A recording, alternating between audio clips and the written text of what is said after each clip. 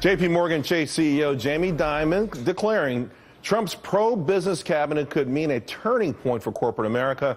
The financial titan also saying business is a huge positive element for society, but for years it's been beaten down as if it were terrible people.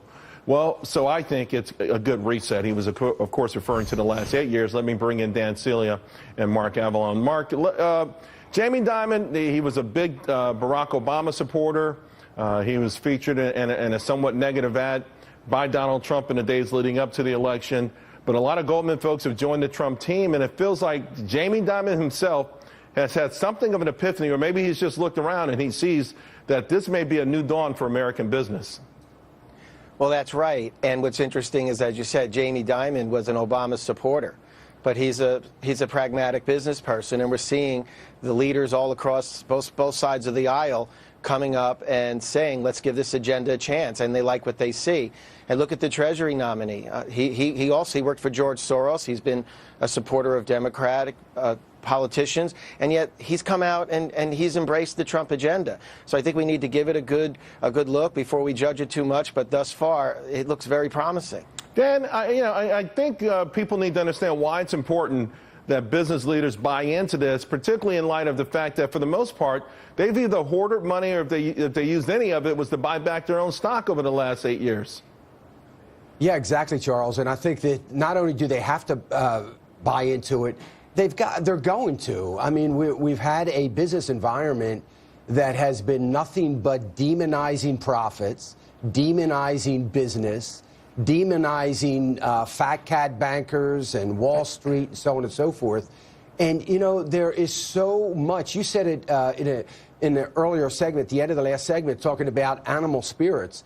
You know, we've got a lot of business people chafing at the bit. I think they love this. I think everybody's extremely enthusiastic, hopefully not overly enthusiastic, but nonetheless, I think it's going to be a driver. And frankly, Charles, I think we've already seen it. I think we've seen in the last 40 days just the projected business environment that we're headed into is unleashing some of those animal spirits. You know, I agree with you, and we've seen it from sentiment readings, but we've also seen it from the actions, whether it's orders for Class 8 trucks, whether it's, train carloads going up year over year, being driven by coal and metals of all things. Here's the thing, Mark. These businesses have gotten so used to low interest rates, buying back their own stock, and getting away with, they call it a productivity, but it's a euphemism for, having fired a bunch of people and learning how to work without them. Do you think they need any nudging to go out there and actually start to build factories and to hire people rather than sustaining their stock price?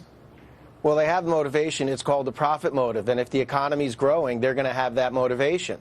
And they're also going to have, hopefully, an environment with less regulatory hurdles. So if they want to build that factory, or they want to go into a new line of business, they're not going to have to spend hours and hours and millions of dollars in resources figuring out how to do it. They're going to have a clearer path to begin pursuing that profit motive. So that's why you see such the response on Wall Street. I mean, they're looking forward and saying this is an environment that can lead to higher profits. Dan, real quick, Donald Trump and the use of Twitter to push around corporate America, to make them do the right thing, he's shaming them in plain sight. He's really using a bullet pulpit the way it's never been used before, even late tonight, going at Lockheed Martin. Do you like this approach? Do you think it's going to be effective? Certainly, there's something to be said about goodwill and intangibles like that being hurt on balance sheets as another motivating factor for these corporations. Well, yeah, Charles, I love it. I think it's wonderful because it's putting people on notice. He's setting himself up, or maybe his cabinet or other people, to be negotiating with corporate America from a position of strength, letting them know right up front, look, I know the deal, I know what's going on, I know what is happening, and it's going to stop. We're finished with it. I think it's great. Thank you both very much. I think it's great, too. So we're all in agreement. Have a great weekend. Hey, to drain the swamp or not to drain the swamp? There's a little question last